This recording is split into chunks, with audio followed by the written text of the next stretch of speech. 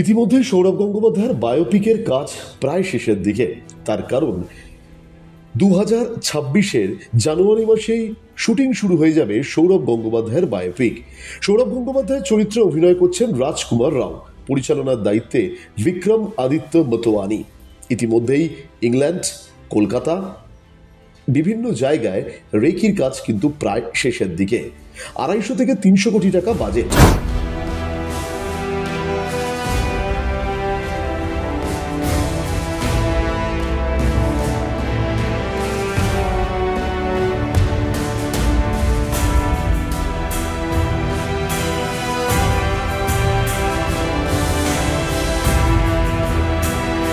পরিচালক বিক্রম আদিত্য মতোয়ানি এর আগে উড়ান ছায়াছবি পরিচালনা করেছেন।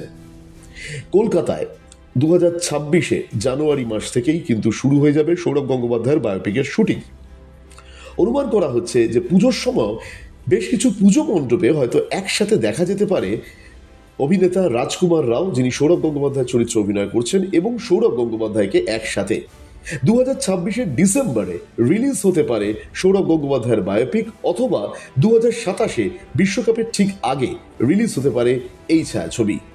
ব্যুরো রিপোর্ট, বাংলার পালস টিভি।